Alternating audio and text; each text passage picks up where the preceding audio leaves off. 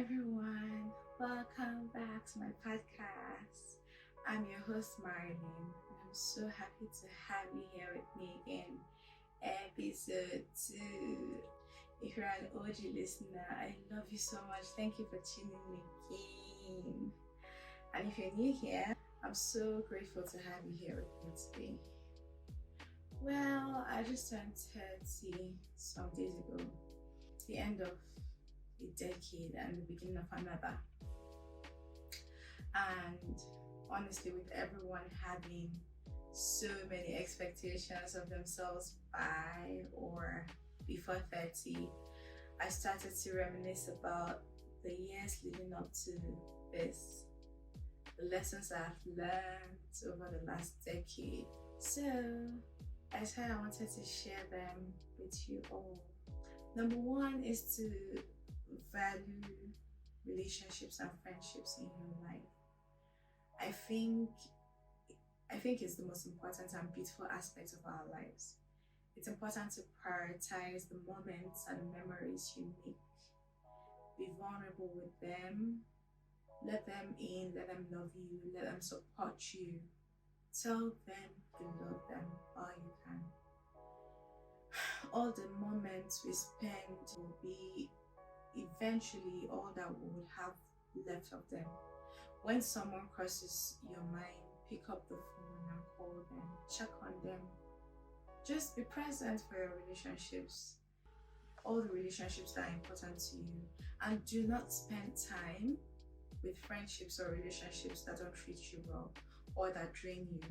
Honestly, don't settle for mediocre friendships. Like, stay away from people that waste your time so that you can give more to people that feed your soul and your mind. That doesn't really mean you should carry around the negative energy for people that you don't like or people that you think don't like you, but just maintain a positive energy to everyone, but just understand who supports you and who brings value to your life and who wastes your time. Just be able to separate them and don't waste time with the people that are there to waste your time. So number 2, be kind. Like, don't be a shitty person. Be nice. Be good to people. Always try to do right by people, and honestly for the right reasons. I saw somewhere that doing the right thing is really less important than doing it for the right reasons. If you're actually not doing good for the right reasons, I think it's probably better not to do it at all, because at that point your intentions are just like strongly motivated by your ego, by what you stand to benefit or what it brings to you, which defeats the purpose. So treat people with kindness, treat people with respect. Don't waste time hating or being jealous, because it's pointless as well. What we actually don't know is if you're acting negatively towards other people or being mean, that speaks to how you feel about yourself, and it sort of highlights your own insecurities. So no matter who you meet, even if you think this person is toxic, just understand everyone is doing their best and no one is perfect, including you. And I think understanding that fact is going to allow you to treat people better. Other than that, like, even if someone meets you with a negative vibe, just be in your own bubble of zen and be good. Radiate what you want to be. Just be good, be a good person, and be kind to everyone you meet, no matter what. So number 3 will be take better care of your health. Wellness and well-being starts to get pretty serious as you get older. I'm not even that old and I know it. Like, not to this extent, but lots of sicknesses start to develop from the poor choices you made when you were younger. So I think I've learned that it's important to start early to take care of your mental health and your physical health. They say something about your mind's acceptance of age is 10 years behind your body's aging. That means that your mind would encourage you to believe that there's time, when time is actually going pretty fast. So have a pretty healthy or at least balanced diet, exercise more. If you don't particularly love to work out, or like me, oh my god, I hate crowded gyms. I love to work out, but I hate going to the gym and meeting like a ton of people. So I think if you're like me in that sense, find ways to move your body doing something you love or enjoy. For instance, if you enjoy dancing, get up often and dance. If you enjoy swimming, swim. Or if you have an interest in swimming, learn to swim, take lessons. I took an interest in skating a while ago, and so I decided to take skating lessons. So sometimes if I just need to sweat it out, I go to practice. I mean, you can do anything fun as long as it gets the job done. So take care of your physical health, take care of your mental health, do things that will strengthen your mind. Try to get enough sleep while you can. Meditate, go to therapy. People think therapy is only for people with mental health issues or illnesses. Think of it like going to a hospital for your physical routine checkup, and then apply the same thing to your mental health like you would your physical health. Just find a balance for both your mental and physical care. So number 4, make better financial decisions. Don't joke with money. Invest your money. Invest in things that will bring you returns like over a long period of time. In fact, start planning for your retirement. Personally, I would say don't do high risk investments unless you're a professional. I think with things like crypto, unless you're really proper good at that, I think it'll be nice to avoid it, because some people are just looking for quick money. What I'm talking about here is like things like stocks. Stocks are not just for rich people, right? So invest your money in stock. Those are long-term ways to bring you early retirement money. Invest in EFT stocks. Don't splurge. Always just have something for a rainy day. You don't want to come and be suffering eventually in life to maintain a lifestyle that you're probably already used to. So start now to get your finances in order, budget more, plan and invest. For me, I say my goal is like to make money when I'm sleeping, when I'm much older and retired. I want to be able to retire early and do whatever I want. I want to travel the world. I would advise to spend your money on experiences anyway, more than things. So do some traveling, learn something new, like a new skill. Ultimately, put everything extra in investment. Number 5 is about love. Oh, I'm a lover girl, so this had to come in here. I love love so much, and it would not be complete if I didn't mention lessons I learned about love. So it's not going to be a walk in the park. Finding your person will be so shitty. You'll fall in love with the wrong people, and it will hurt so much that you will almost feel like your body wouldn't even be able to carry the pain. Like, oh my god, I could go on. It will have you questioning your strength. You will actually prove every time to be stronger. That's what I've learned about myself through this last decade. Just know your worth. I think that's one of the things I wish I learned earlier. Knowing what I was worth. Know that you are more than how you were treated. Just don't let people's actions, especially the wrong people's actions, define your worth, or their rejections define your worth. Let their rejection not look like what you're lacking. Look at it as what they are lacking and what you're lacking. You are enough. Trust your intuition. Oh my god, this one I am telling you, follow your gut. it will lead you out of plenty suffering. If you feel wrong, it is wrong. If you're getting bad feeling, they are bad for you. Your intuition is that voice that tells you that you deserve better every time somebody comes back to you after like maybe ghosting you or standing you or whatever the scenario is, and it's something that makes you have to watch their actions and take it for what it is, and not desperately search for signs to prove that you are the best thing that happened to them. Yes, love, you know what I'm talking about. So put your intuition over your ego, and after you weathered that very tough storm of heartbreaks and shitty, men or women, get back out there, because there's definitely that person that will never let you question your intuition. You would feel it from the way they come. They will come with a certain kind of peace, and it will like feel right in every way, and it'll be worth it, I promise. So number 6, be grateful. I think this is the best thing that I've learned in my 20s, practicing gratitude. Practicing gratitude has actually been a factor to my self-love journey. My self-improvement came from practicing gratitude.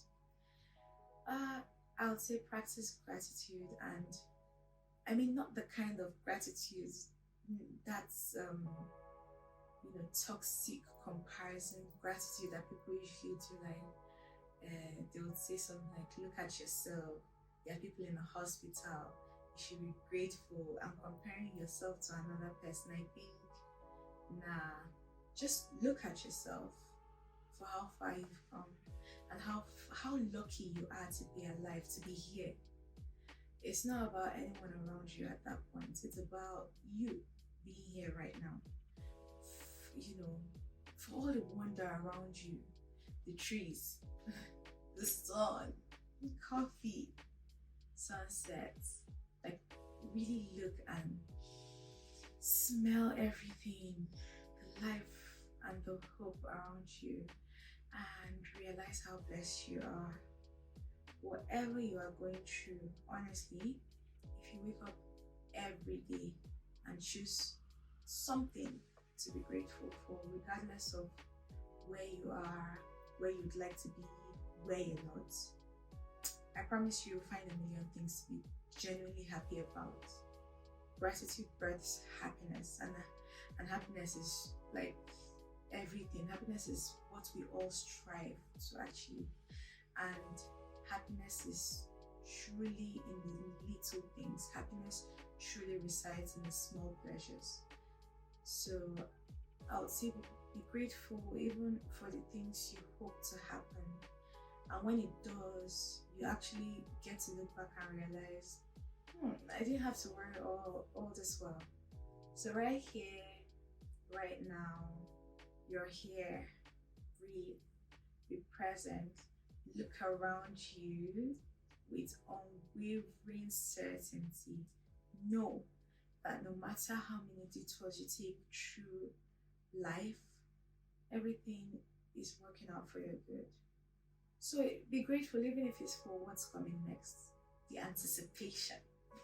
Number 7, I'll say just do it, and just do it, or don't actually. I think by this I mean, for me, this actually represents every time I spent not making decisions that I really wanted to make, or not exploring options that I still wonder about till today. I mean, just out of fear of people like mocking me, or fear of failure, or people saying I'm not sure about aspects of my life. That judgment is painful, but honestly, no one should ever influence a life-altering decision you need to make, or how you feel at any point in your life, because in the grand scheme of things, like in the grand scheme of life, like in the largeness of life, nobody actually matters. Everyone is just winging this life just like you. Like nobody is holding a manual to what is good or what is wrong or what is destined to succeed or not. Everybody's just trying to figure life out. So I think never be scared of how they will think of you for doing or not being something. As long as you're true to yourself, I feel like that's all that you need. As long as you're true to yourself and you're not faking it for anyone or pretending to be who you are not, you are allowed to take any routes or to reroute the journeys in your life. Um, Through this process, I think the best way to do this without maybe having too many eyes on you is to keep the goal to yourself. Whatever your aim is, especially on social media, everybody's just out here putting out their goals. I had this problem actually earlier in my life. Well, earlier, with things I wanted to do, I was sharing too much of my goals with friends, putting it out randomly. In hindsight, I think I was kind of seeking validation, but anyway, when something didn't work out, I'll end up feeling so ashamed, like I'll feel like a failure. And I'm sure it's because everyone saw it, and people can be harsh. They can be really harsh in their judgment. I remember someone saying, a close family friend saying I wasn't serious. And I remember them being so hard on myself for letting myself feel. I eventually realized that people actually try to magnify your own failures and your errors to sort of minimize theirs. So don't be scared to fail. Failure is inevitable for everyone, as a matter of fact, no matter who you're looking up to or looking down at. If you want to quit your business and get a 9 to 5, do it. If you want to change your, career, do it. Just do it. But don't do it for the wrong reasons though. Make sure you are, following your joy. Whatever you decide to do it wholeheartedly. And then keep trying at it. Try and try until it works. No matter how long it takes, as long as you are, again, true to yourself, it will eventually succeed, and whatever you're pursuing will work. Life is full of trials and errors, and it's just about trying until you get it right. Yeah. Ooh, number 8. This is the last one. Number 8. Never force anything. See, that whole never take no for an answer thing is ridiculous. I remember I used to quote this quote so much. No, it's ridiculous. And worst of all, I used to be a control freak. But I had to surrender control and just let things be. I learned to not force my growth. I learned to not force my healing process, to not force basically circumstances beyond my control. Everything happens at its own pace. The more you try to force it, the longer it actually takes. The longer time it takes, and time is too precious to force anything that isn't happening effortlessly. Have you ever noticed how difficult it is to find something when you're desperately looking for it, and then and then one day you find your hair clip that you emptied your whole drawer looking for? Yeah, that's just life in a nutshell, and forcing things to happen when you want it. Sometimes you just have to let it take its natural and predestined course. Let things flow. Let your healing flow. Let your friendships flow. Let your plans flow. I know uncertainty is uncomfortable, but honestly, having control is an illusion. We're actually never in control of any single situation. Yes, so honor your waiting phase. Find things to bring you positivity and teach you something in your waiting process. So while you're waiting, learn a new language, find somewhere to volunteer your time, redecorate your house or your room, start your YouTube channel. Just find positive things to sort of distract yourself with and have fun with it. then pray and let God handle the rest, or do whatever you believe in. Yeah, I mean, I learned to surrender control by creating vision boards. So I make vision boards for every month, and then I sort of like make them my wallpaper on my computer screen. And so each month, I put, the month of whatever month that is on my screen. So I learned this last year when I was going through a lot, and I was actually at my wit's end. I was filled with grief, pain, and I was broken. And so making vision boards gave me a certain calm. It was sort of a way of surrendering my plans to God and the universe. And I can actually tell you it's the best thing I've learned, and it has helped me to put it down and not, to be focused on it so much or stress about it, because I'm not in control. It will happen exactly as it should at the end of the day. And I'm not even kidding you. 90% of everything I put on my vision board at the beginning of this year, I said that happened, but it's in the process of happening right now. So it's not just about vision boards. Anything you can do to distract yourself, just do it, but try not to force anything. Wow, this has actually been beautiful to talk about and very reflective. I sort of almost got emotional talking about some of them. Well, yeah, I'm so happy I had this conversation or this talk with you guys, and I would love to hear from you too. Whatever your age is, it will be so beautiful to share what the last decade has actually taught you, because our goal here is to, share, learn, and grow, right? Together. So please, if you have enjoyed this episode, head over to my Instagram, comment on the post, and or take a screenshot of this episode and post on your story and tell me what the last decade has taught you. Don't forget to tag my page, please, and please leave a review for this episode. You're also welcome to ask questions about anything or share your vulnerability. I'm a beautiful cup and your host to pour into. Thank you all so much for listening. I appreciate each and every one of you for tuning every Thursday, every time I release this, and listening. So next time, take care and be kind.